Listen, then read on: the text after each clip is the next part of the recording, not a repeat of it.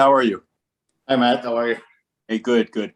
I want to get your opinion of Fabian Lysell, um, and kind of what first jumped out at you when you were watching him, and also, do you see much of your own game in Lysell and Oscar Jelvik? Uh, well, I'm going to start with Lysell. He's first of all, he has a lot more skill than what I ever had. Might not back check as much, but he's a highly skilled forward that skates really well, and he can create offense. That's his main thing. He also has an underrated shot that he should use a little bit more, but we are going to work on that. In Jelvik, he's a very high hockey IQ on him. He sees that extremely well. He's a playmaking type of kid that's a little undeveloped still. He needs to develop a little bit more. Mm-hmm. And one more on Fabian. He made such a big change last year, going from a city that he calls home, that there's his family there, there's a lot of resources there. He's playing for a big club, and then he goes up north. How do you think he handled that? And what do you think that sets him up to kind of go through this year? How is he going to use that experience going forward? Well, I think it's for most kids that moves away from home, it's they need to learn how to cook. They need to take care of themselves and all of that. And I think that really is going to help him this year. Obviously, he was only up there by himself for a small part of the year. And I think he went up there and he did well. He handled that situation really well. Great, thanks, BJ. Thank you. We'll call for more questions.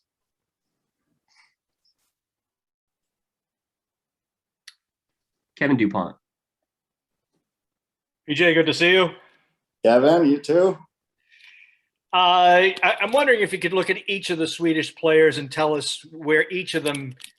I know this is a big ask, but in terms of what each of them will need to do most or overcome in their games to get there. You face this when you 97. Yeah, I think for the forwards, I think they're both need strength. I know that's boring to say because that comes from most of the 17, 18-year-old kids nowadays, but they really have to get stronger. They do have the skill, they have the talent, they need to get in the gym and get stronger and do the work outside the rink. Or, well, I guess it's in the rink, but outside the ice surface.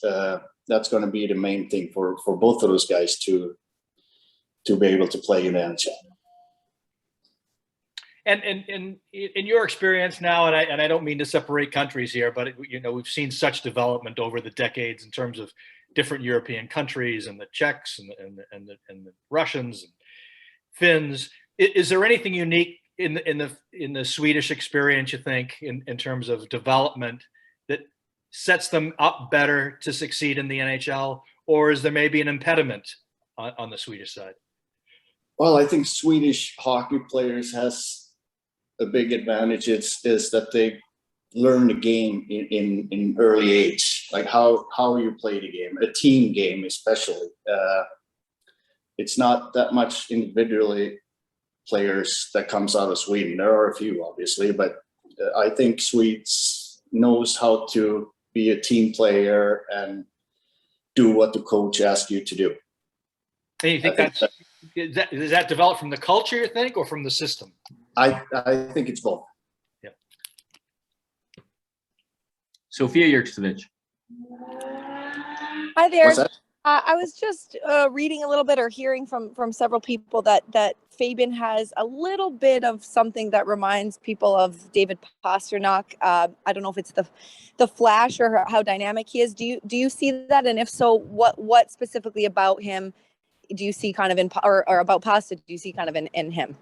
Yeah, I think it's. I'm going to be careful to compare the two guys because Pasta is a superstar in the NHL. But in the same age, they are similar. They both really wanted to win hockey games. Both were really competitive, and they love to score goals. there are the similarities. Hopefully Fabian can do what Pasta did and develop the same way. I'm not saying he's going to be the same player, because that we don't know, but he definitely has the talent to become a very good hockey player. We'll do our last question from Emily Benjamin. I just wanted to ask sort of an overall question about the draft. I mean, how did you see it playing out? Did you anticipate going into it that this might be such a Swedish heavy draft? Is that sort of the direction you guys were going overall, or did that more develop as the draft went along? I would say it more developed as the draft went along.